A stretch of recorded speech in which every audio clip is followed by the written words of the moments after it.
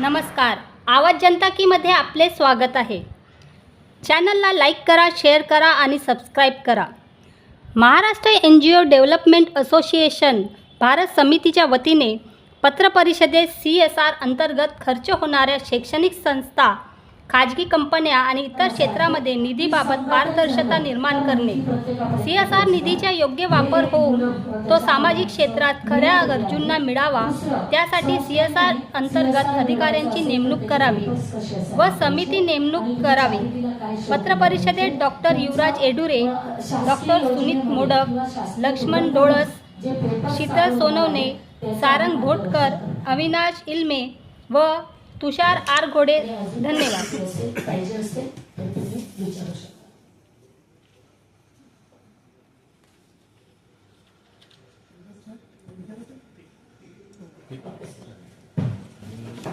त्यांनाही पुढे आळा घालणं गरजेचं आहे की जेणेकरून हा CSR सुद्धा बदनाम होता कामा नये आणि ज्या तळागाळामध्ये काम करणाऱ्या ज्या काही NGO आहेत त्यांची कुठेतरी फसवणूक होऊ नये याच्यासाठी सुद्धा महाराष्ट्र NGO समिती त्यांच्यावरती नक्की कारवाई करेल आणि त्यांच्यावरती एक आवाज उठवेल.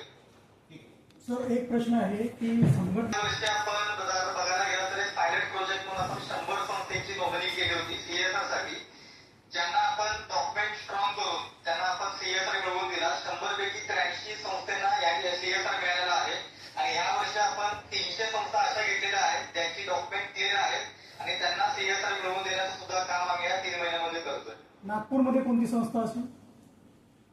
नागपूरमध्ये आता माझ्याकडे 2-3 संस्था आलेल्या आहेत ज्यांची डॉक्युमेंट क्लिअर आहेत, त्यांना आपण या 3 महिन्यात CSR मिळेल.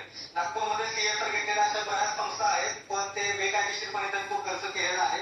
थोडंसं राजकीय बॅकग्राऊंड आहे त्या संस्थेला, त्याच्यावरती सुद्धा आम्ही कारवाई करणार आहोत. कारण बेकायदेशीरपणे त्यांनी सामाजिक दृष्ट्या काम न करता वेगळ्या ठिकाणी तो फंड वापरलेला आहे आणि ते तुम्हाला मी पुराव्याविषयी आम्ही सांगू लवकरच. सर, एक मिनिट, जे आहेत ते बंद केले गेलेले आहेत. काय म्हणलं? काही संस्था चालू असताना पण त्यांचे बँक अकाउंट बँकेने बंद केलेले आहेत. बँकेने बंद केला एक कायदा निघालाय, LEI सर्टिफिकेशन निघालंय. आयडेंटिफाय म्हणजे तुमचं अकाउंट आयडेंटिफाईड असणं गरजेचं आहे. LEI प्रमाणपत्र जर तुमच्याकडे नसेल आणि म्हणजे खूप मोठ्या प्रमाणात जर तुमच्याकडे निधी येत असेल तर ते ब्लॉक होणार किंवा स्टॉप केलं जातं बँकेकडनं. तर RBIनं सांगितलंय की 20 अंकी युनिक ID नंबर जो आहे LEI प्रमाणपत्र, तर ते संस्थेनं घेतलं तर त्यात बँकेला ब्लॉक करता येणार नाही किंवा पेमेंट स्टॉप करता येणार नाही. काही संस्थेला माहिती नसल्यामुळे थोडासा तो प्रॉब्लेम आहे. की आपल्या संस्थेच्या वतीने काय आतापर्यंत किती संस्थांना मिळवून दिलं? नाही, आता मी ते सांगितलं, मागच्या वर्षी आम्ही 100 पैकी 83 संस्थांना CSR दिलेला आहे. CSR झाला सर, परंतु जिल्हाधिकारी कार्यालयामधून काही संस्थांना एक असा निधी मिळतो आहे की जो 15 ते 20 हजार असा काहीतरी एक त्यांना एक कार्यान्वित करण्यासाठी निधी मिळतोय दरवर्षी. तर आपल्या संस्थेच्या वतीने असे काही संस्थांना ते अलर्ट झालेलं आहे की मिळाले आहेत का त्याचं? मला विषय समजला नाही तुमचा. मी देते सर त्याच्यावरचं उत्तर. फक्त CSR बद्दल सरांना काही विचारायचं असेल तर विचारू शकता, बाकीची उत्तरं मी देते. अजून कोणाला काही? Thank you sir.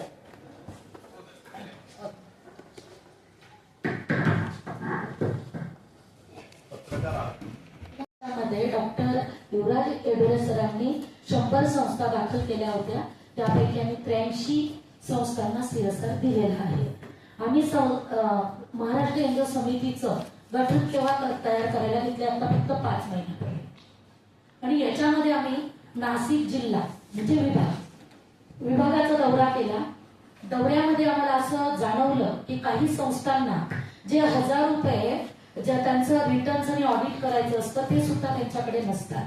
आम्ही आधी पूर्ण सर्व्हे केला सर. महाराष्ट्र NGO समितीचं गठन करण्याच्या आधी आम्ही सर्व्हे केला, तेव्हाच आम्ही संस्थेची स्थापना केली.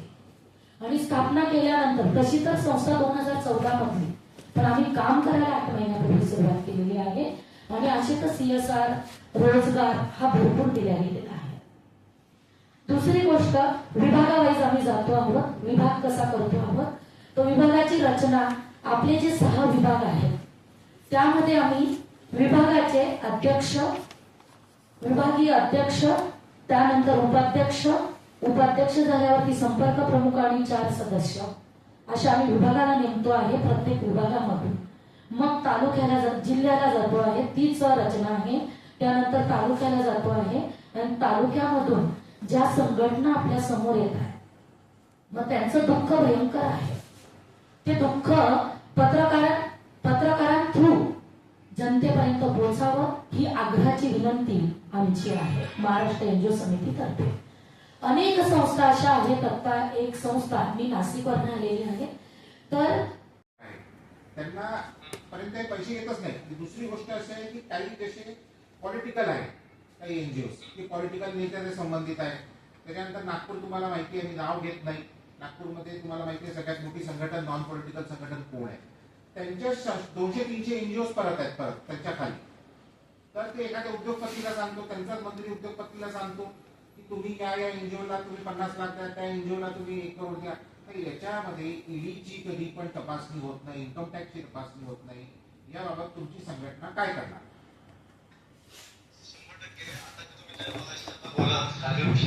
महत्वाचा विषय आहे. आणि आता जर बघायला गेलं तर महाराष्ट्रामध्ये तीच परिस्थिती आहे की कोणता निधी कुठं खर्च झालाय आणि कोणत्या संस्थेला बेकायदेशीरपणे ज्या कंपन्या काम करत आहेत त्यांच्यावरती कारवाई करण्यासाठी आजपर्यंत पुढे कोण आलं नाही. त्याच्यासाठी महाराष्ट्र एनजीओ समिती पुढे येऊन ते हातामध्ये काम घेतलेलं आहे. अशा काही कंपन्या आहेत त्यांच्यावरती कारवाई व्हायला पाहिजे त्याच्यावरती अभ्यास केलेला आहे. त्यांनी कशा बेकायदेशीरपणे खर्च केलेला आहे आणि त्याच्यावरती लवकरच आम्ही तुमच्या समोर ते आणणार आहोत की नागपूरच नाही तर पूर्ण 36 जिल्ह्यामध्ये जे काही बेकायदेशीरपणे खर्च झालेला आहे तो वेगळ्या कारणासाठी खर्च झालाय तो आपण जनतेसमोर आणणारच आहोत, या महाराष्ट्रासमोर आणणार आहोत.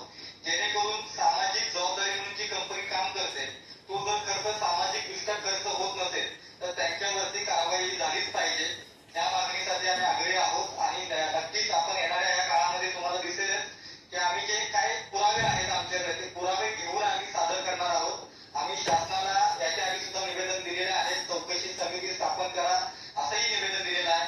तर त्यांच्याकडे जर नाही झालं तर आम्ही आंदोलनाच्या माध्यमातून असो किंवा महाराष्ट्र एनजीओ समितीच्या माध्यमातून ज्या काही संस्था आहेत किंवा जेवढ्या काही एनजीओ आहेत त्यांना घेऊन आपण एक मोठं आंदोलन उभा करतोय आणि त्याच्यासाठीच अधिवेशन आहे की जेणेकरून या अशा बोगस काम करणाऱ्या संस्थांवरती किंवा कंपन्यांवरती कारवाई झाली पाहिजे. त्याच्याबरोबर अजून एक विषय असा आहे की तुम्ही मगाशी म्हणतात की 100 कोटी निधी दिला जातो किंवा पोकर मध्ये असतो.